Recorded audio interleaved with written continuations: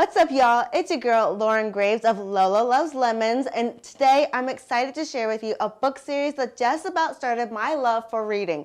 And that's right, it's Percy Jackson and the Olympians. I figured with the new Disney Plus series wrapping up production that we should talk about the book that started it all. But I'm not just talking about that, I'm talking about all of Rick Riordan's books. Because I don't have all of these books, I took a trip to my local library.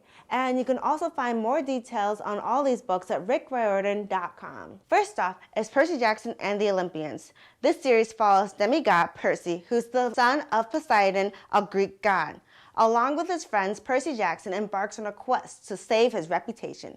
Of course, being a demigod comes with fighting monsters, wielding a magical pen that turns into a sword, and finally meeting his dad, who he hasn't seen his whole 12 years on this earth.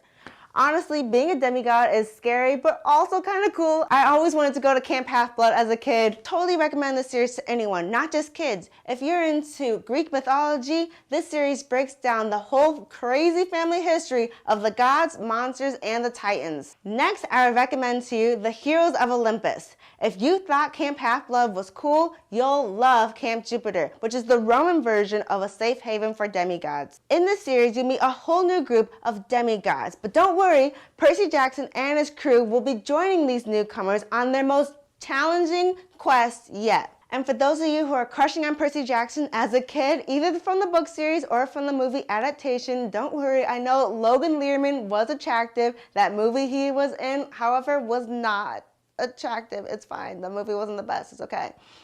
But you'll learn that Percy doesn't even hold a candle to Leo Valdez. I know, because each chapter is being narrated by a different character telling the story. So you get to know each character very personally. But this series is so good when it comes from character development to the conflict of the Romans versus the Greeks, and of course the epic fighting battles. You'll be on the edge of your seat at every page turn. And when you're done with that series, head on over to the ancient Egypt side of things with the Kane Chronicles. The Kane siblings, Carter and Sadie, find out they have magical musician powers in their bloodline. And when the gods of ancient Egypt are unleashed onto the modern world, they have to jump into action to set things right. This series gives separated at birth vibes because after their mother died, they grew up on opposite ends of the world. But don't worry, these siblings bond together on a whirlwind quest to learn about the truth of their family, gain new friends while fighting dangerous monsters and gods who want to kill them. The siblings take turns narrating this story as well. Anyways, another series you should really check out is Magnus Chase. Yes, and if that name sounds familiar, it's because he's the cousin of Annabeth Chase, the daughter of Athena, and spoiler alert, Percy Jackson's girlfriend. Magnus also happens to be a demigod, but of a Norse god. And as the book will mention, the gods love the Chase family.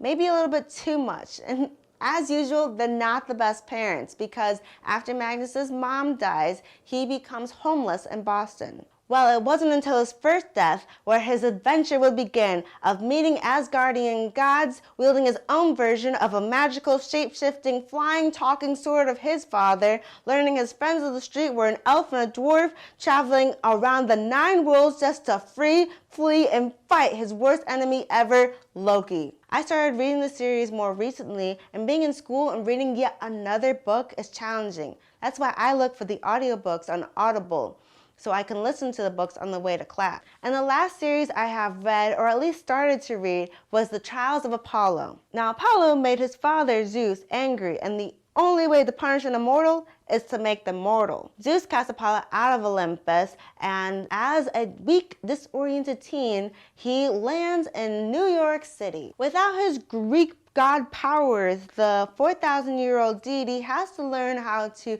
survive the mortal world where he has many enemies who want him dead. Of course, he goes to the closest safe haven he knows of, Camp Half-Blood. There, he has to regroup and try to gain favor with Zeus once again. Percy's crew and his friends from Camp Jupiter, plus some new faces, have all agreed to help Apollo out. Those are the 5 series of Rick Riordan. If there's anything else you would like me to review or recommend, please comment below or DM me on Instagram at LoloGirl83. As always, please like and follow if you want more content from me. But for now, stay sweet and sour.